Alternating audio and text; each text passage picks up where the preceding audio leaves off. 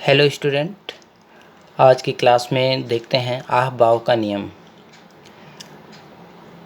एक वैज्ञानिक थे आहबाव, जिन्होंने परमाणु में उपस्थित इलेक्ट्रॉनों के वितरण नियम को प्रस्तुत किया। इनके अनुसार जो भी इलेक्ट्रॉन होते हैं वो अपनी अपनी ऊर्जाओं के अनुसार, प्रत्येक इलेक्ट्रॉन की अपनी ऊर्जा होती है, उस ऊर्जा के अनुसार ये अलग अलग कक्षकों में गति करते हैं। अब इन्होंने ये भी बताया गया है कि एक कक्षक में एक से अधिक इलेक्ट्रॉन हो सकते हैं। एक से अधिक इलेक्ट्रॉन होंगे तो जाहिर सी बात है एक कक्षक के अंदर भी कुछ होगा, तो उसे हम सब सेल कहते हैं, उपकक्षक। तो कक्षक और उपकक्षक के बारे में तो आहबाव ने अपने नियम में जिक्र किया था। इसके अलावा जो इलेक्ट्रॉन होते हैं उपकक्षक में भी ऑर्बिटल्स होते हैं, जिसके बारे में इन्होंने नहीं बताया है। तो ऑर्बिटल्स के बारे में हम आगे बात करेंगे, आपको डिटेल में बताया जाएगा, सेल, सब सेल और ऑर्बिटल्स। यहाँ पे अभी आहबाव के नियम की बात कर लेते हैं, यानी कि इलेक्ट्रॉनिक कॉन्फ़िगरेशन, इलेक्ट्रॉन विन्यास की जो नियम पद्धति है, किस आधार पे किया जाता है इलेक्ट्रॉनिक विन्यास, ये आहबाव के नियम के आधार पर है। तो उसको समझने की कोशिश करते हैं। सबसे पहले मैं एक स्ट्रक्चर तैयार कर रहा हूँ, इसको ध्यान से देखिएगा। सबसे पहले क्रम से 1 2 3 4 5 6 और 7 यहाँ तक की गिनती इतने गैप के अनुसार आप लिखेंगे। उसके बाद करना क्या है, 1 के सामने लिखना है S, 2 के सामने भी S, 3S, 4S, 5S, 6S और 7S। ये आपको यहाँ तक अच्छे से याद हो गया। अब देख लेते हैं, एक पहली लाइन को छोड़ देना है, दूसरी लाइन में 2S से इतना ही गैप करके आपको लिखना है 2P। 3 के सामने लिखना है 3P, 4 के सामने लिखना है 4P, 5 के सामने लिखना है 5P, 6 के सामने लिखना है 6P। फिर दूसरी लाइन को छोड़ देना है, तीसरी लाइन में फिर इतनी ही गैप देके आपको लिखना है 3D, ये हो जाएगा 4D, ये हो जाएंगे 5D। इसके बाद तीसरी लाइन को छोड़ देना है, चौथी लाइन में फिर आगे लिखना है 4F, इसमें लिखना है 5F। यहाँ तक आपको समझ में आ गया। अब देखते हैं, सबसे पहले करते क्या है, इसको कट कर देते हैं। इसको ऐसे तिरछा ये कट कर दिया, एक दूसरे को ये कट कर दिया, तीसरे को यहाँ से कट कर दिया, चौथे को यहाँ से कट कर दिया। ध्यान से देखते जाइएगा, पाँचवें को यहाँ से, छठवें को यहाँ से, सातवें को यहाँ से कट कर दिया गया। अब इसमें करना क्या है, एरो का चिन्ह लगा देना, ये हो गए एरो। इसी प्रकार से सारे के सारे में आपको एरो कर देना है। अब इसको लिखने का तरीका देखते हैं। सबसे पहले इधर से चलेंगे, क्योंकि एरो यहाँ से चल रही है, तो 1S सबसे पहले मिला, लिखेंगे। देखते हैं, सबसे पहले लिखेंगे 1S। 1 की बात ख़त्म हो गई तो यहाँ पे कामा लगा देंगे, फिर लिखेंगे।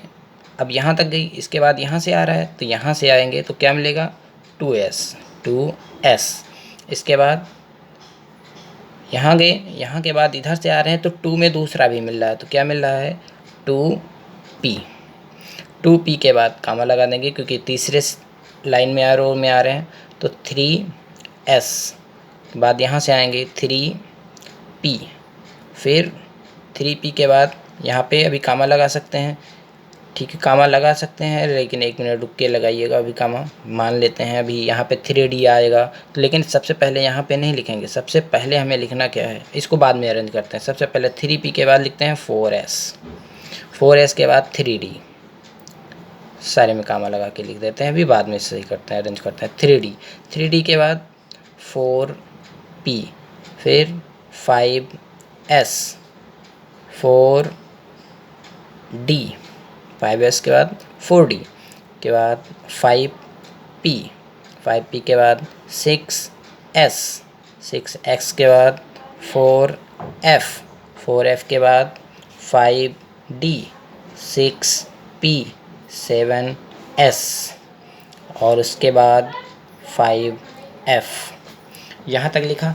अब देखना क्या है, ये तो अरेंज करने का, कभी भी इलेक्ट्रॉन का वितरण इसी नियम पे होगा, यानी कि 1s के बाद ही 2s में जाएगा, 2s के बाद 2p में, फिर 3s में, 3p में, 3p के बाद 3d में नहीं जाएगा, सबसे पहले 4s में जाएगा।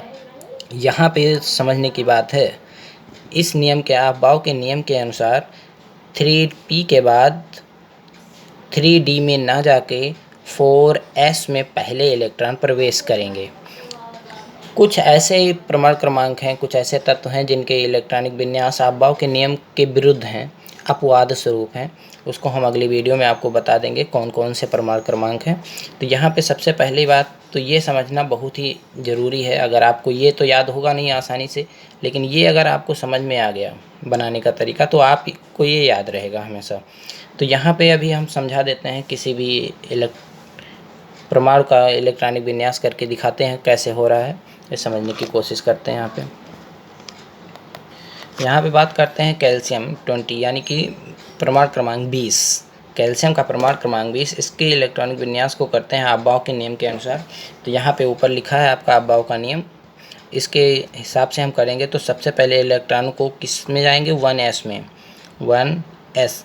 और s में सेल में, s सब सेल में कितने इलेक्ट्रॉन होते हैं, 2 इलेक्ट्रॉन होते हैं। ये आपको पिछली वीडियो में बताया गया था। s में 2, p में 6, d में 10, f में 14 इलेक्ट्रॉन अधिकतम हो सकते हैं।